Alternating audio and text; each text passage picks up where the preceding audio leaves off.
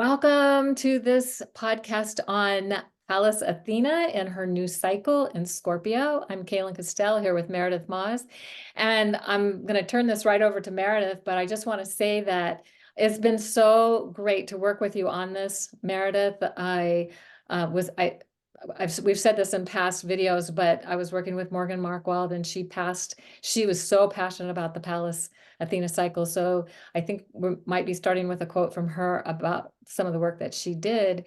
And also your background in, having taught a lot of mythic stories to kids in Montessori school over, however many years that you were doing that. So you have an understanding of these mythic stories in a way that I just really value and appreciate. So thank you for that, and take it away. Thank you. Well, Pallas and Athena in Scorpio. Morgan says that the task of Pallas Athena in Scorpio is to become the alchemical healer. And so, and what that involves is when that process of healing and integrating the whole, the intellect, the heart, the soul, and the passion, when that wholeness is integrated, then that's when the alchemy of healing takes place. And that's when the use of magic and creative visualization and also clearing karma. So we talked about that a little bit the last time, and how important it is in this journey with Athena in Scorpio to really go deep. And in going deep, then we clear. And when we clear, then we rise in our wholeness. And in our wholeness, then Athena takes her place. This archetype, Pallas Athene, takes her place in this new world that is being born, that we are creating right now. So Morgan was very passionate about this archetype, as we spoke about before.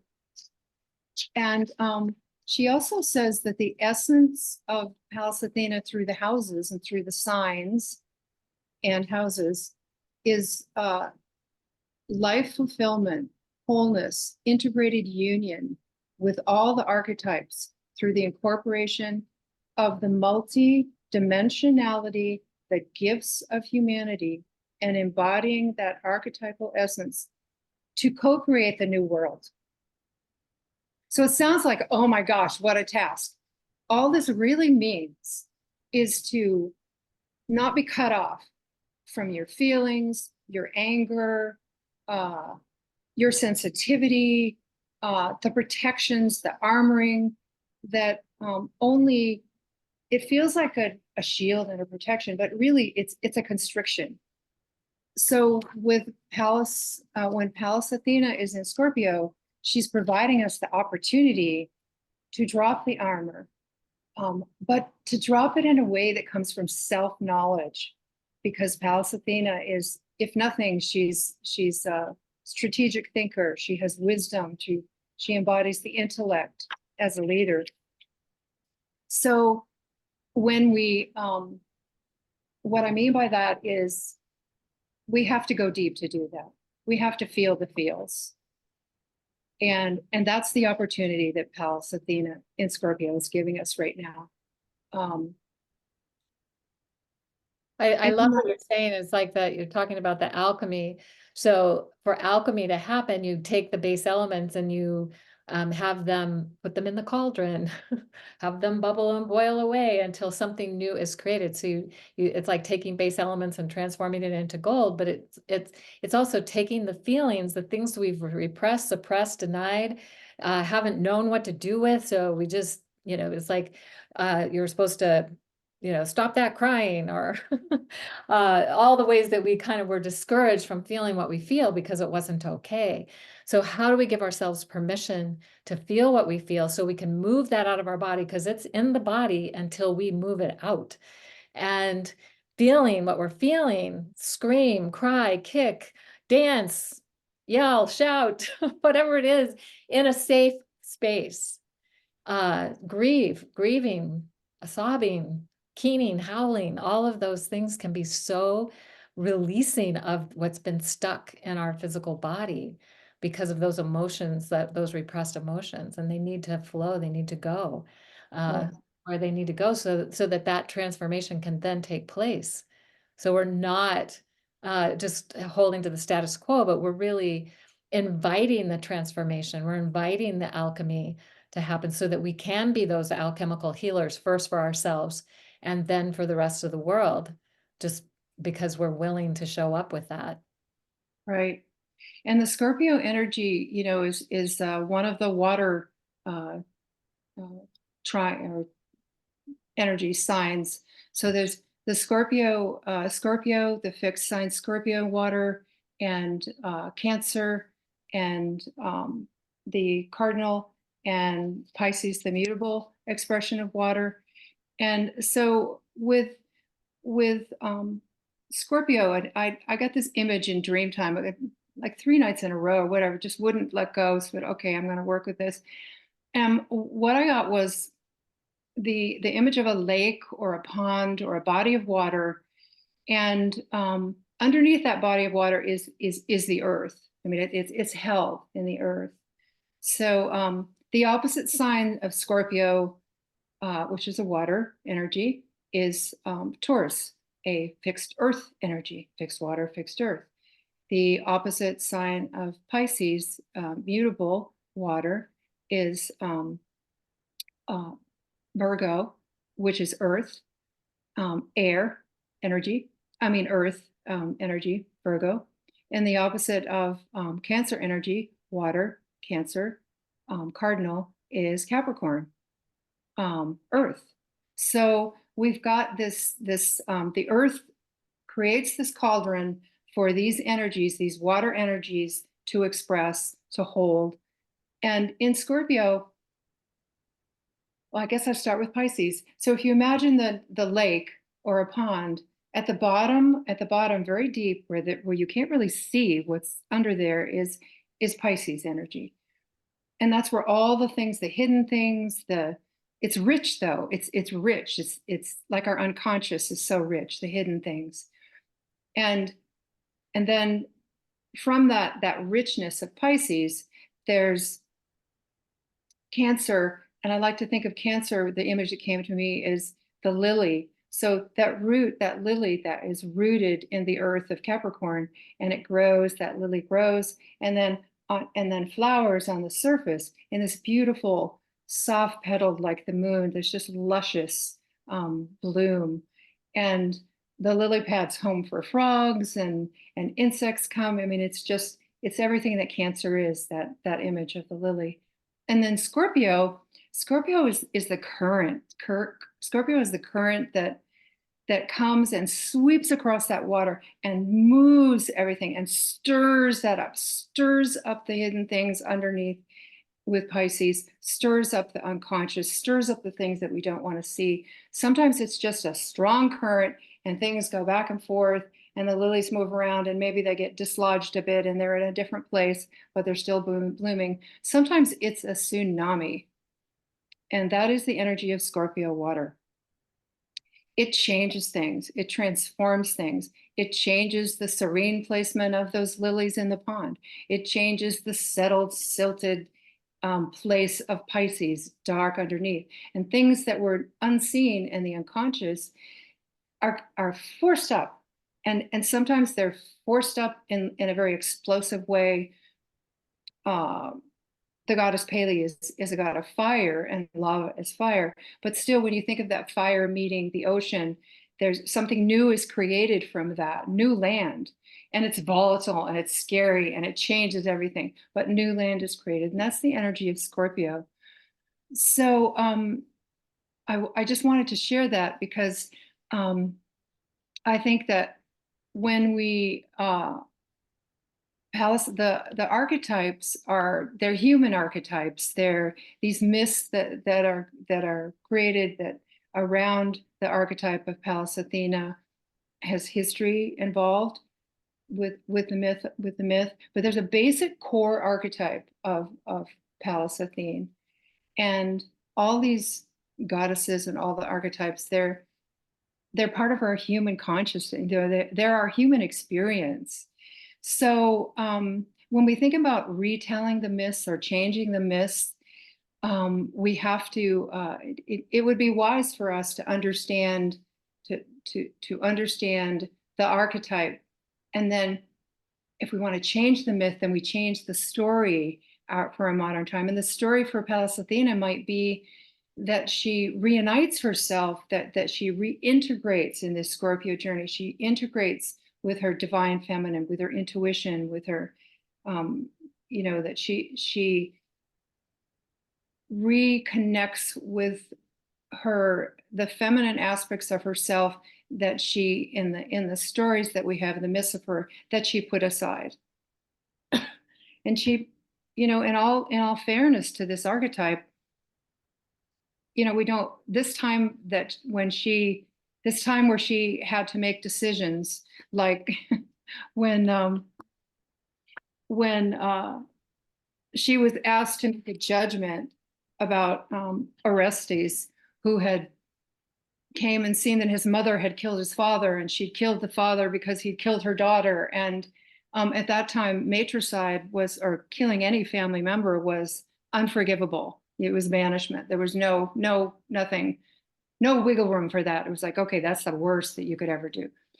And so when he was pursued by the Furies, he went to Apollo and he begged for help and also forgiveness, or to lift this burden he was carrying. And Apollo pointed to Athena, who was presiding over the trial, and he said, and of this truth, that father without the mother begat, we have as present proof in Athena of the Olympian Zeus, one who was never nursed in the dark cradle of the womb. Of course, he's forgetting that she was, because Zeus swallowed her mother and she was in her mother's womb. So she was nurtured in that place. She was allowed to grow. And when she had grown, she emerged from the head of her father. But anyway, so when the case was put to vote, Athena, she cast the deciding vote in favor of Orestes' acquittal. And in doing so, she validated male supremacy. And she said that my mother gave me birth, therefore no mother gave me birth, no mother. Therefore, the father's claim and male supremacy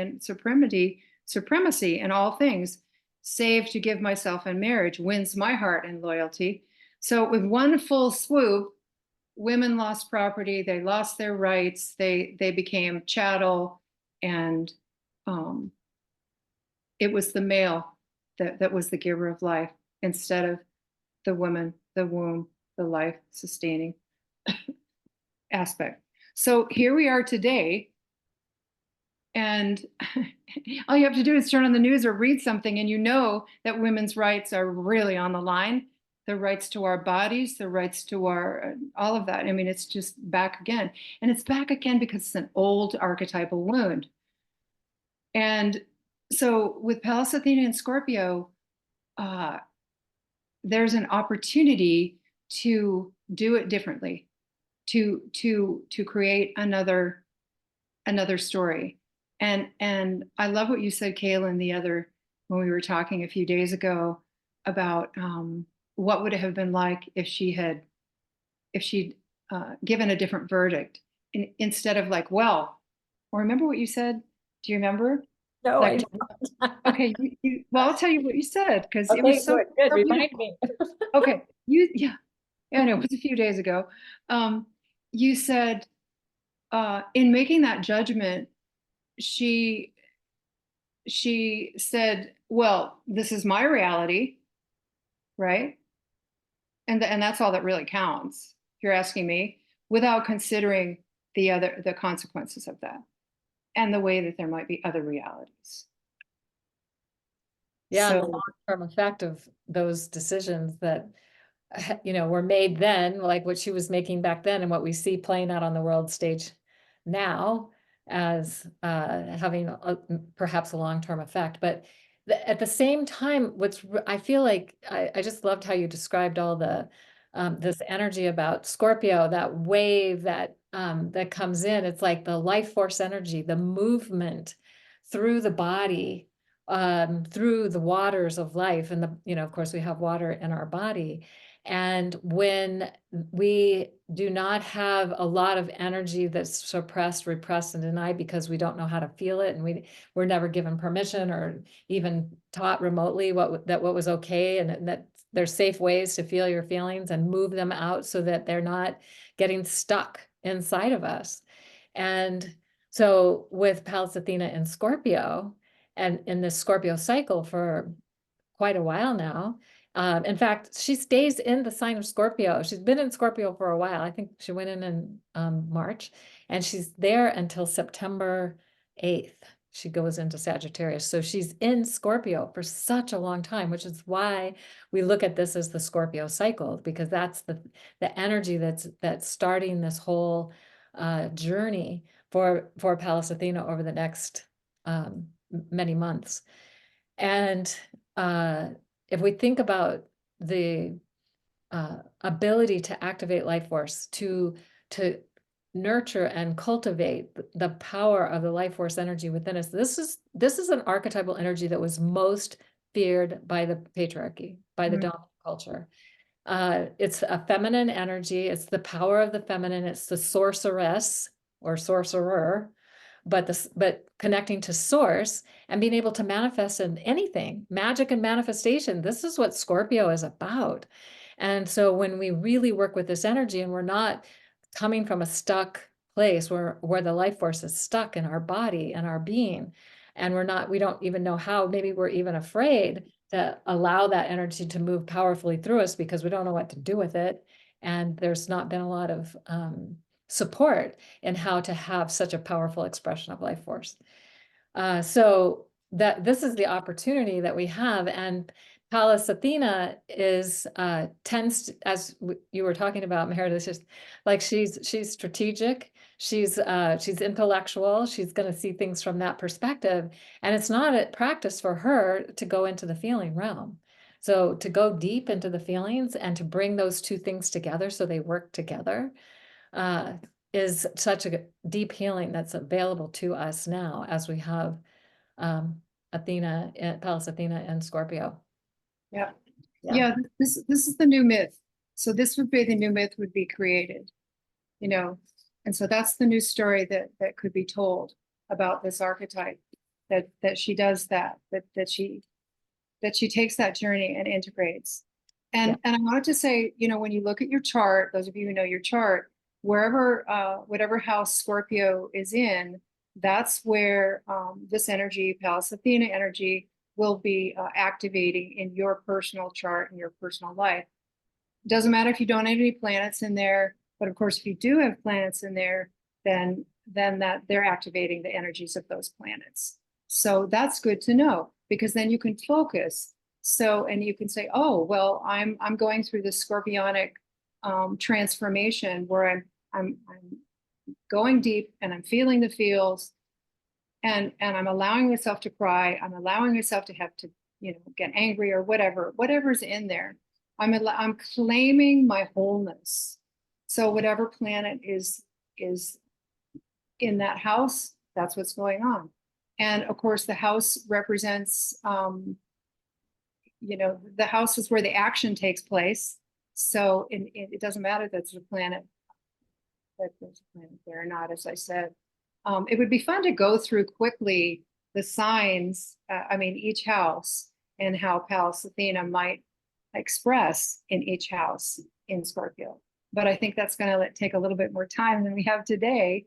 But maybe next time. I would love to do that. I think it would be, when I did it for myself, boy, I really understood my first Pallas Athena, first house in Capricorn so much more. And it really helped me understand my Capricorn Chiron.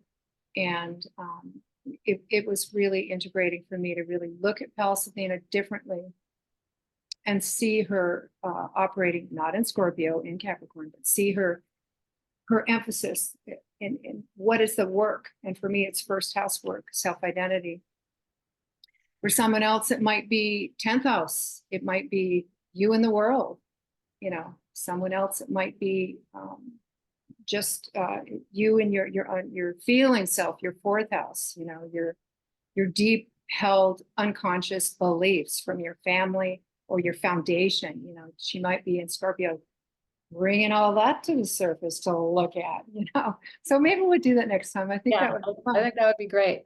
And oh gosh, I just had a thought. I think I just lost it.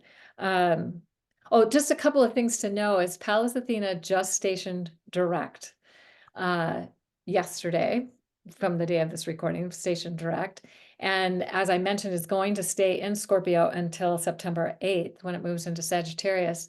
And we have coming up, we've got the moon going into Scorpio. So it's going to pass Pallas Athena, and it's going to be in Scorpio from starting July 14th, exact on the 15th, and then it won't leave until sometime later on the 16th because it's in a sign for 2.5 days.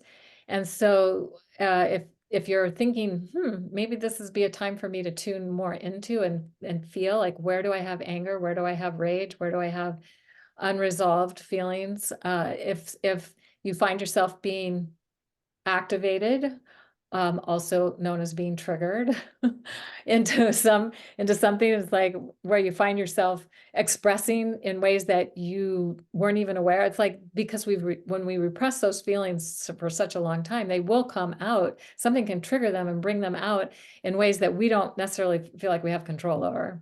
It just blows, you know, it's like blowing steam or something. It's like, boom, it's just out it goes, and you don't have control over where it goes. So the more that we can do this kind of work, and cultures, ancient cultures did this.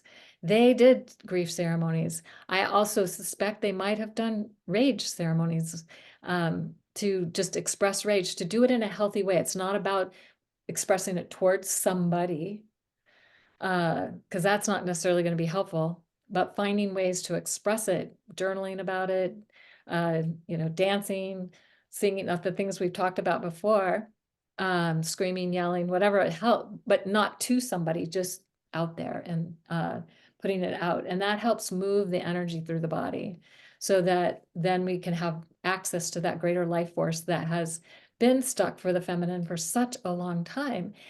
And the other thing I thought I was missing is that we look at masculine energy as being logical and rational, and we look at feminine energy as being intuitive and receptive and beyond logic.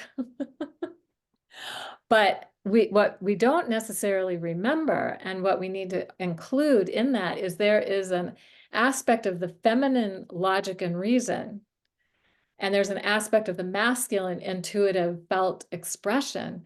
So it's not either or. It's like, you know, how are we bringing these energies? And I think in Scorpio, it's like really felt. What do you feel passionate about? What do you feel most alive about? What is passionate for you? What is that great aliveness and the intensity that comes with it that feels so invigorating? And that's really the opportunity that we have. So anytime during the cycle, we can work with the feelings, but if you want to also have the energy of the moon to help support that, then July 14, 15, and 16 is supportive of that as well.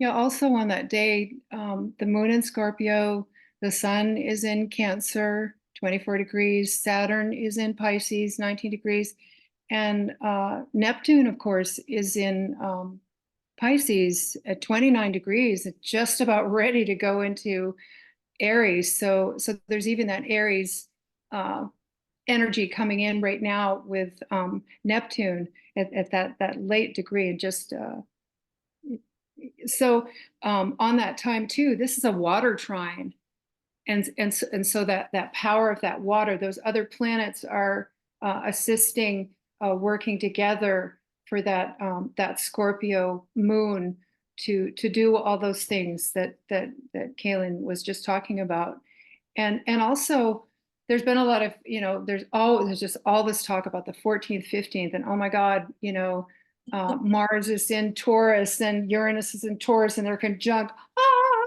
And yeah, that's intense. However, this water trine with Scorpio opposing the Taurus, Scorpio and Taurus are opposite fixed signs. So, but the moon's in charge here because she's backed by those other powerful planets in that water trine. And so the moon is holding this energy and helping us to redirect the tension of that Mars wanting to act. And I'm not saying that acting is not good. I'm just saying that it needs to be strategic. It can be, and if it's coming, like Kaylin was saying, if it's coming from wounds that you're not aware of, you're just spilling it out, and it's not doing anybody any good. And Uranus wants this to happen. That planet, this really wants change, big, fast change. So steering this energy is a beautiful water trine. Also, something to know about that July 15 Uranus-Mars conjunction, exact with a star called Algol in the constellation of Perseus. And that star is one of the 15 magical stars of the ancient alchemists. But it's also been seen as the most evil star in the sky because it's connected to Medusa.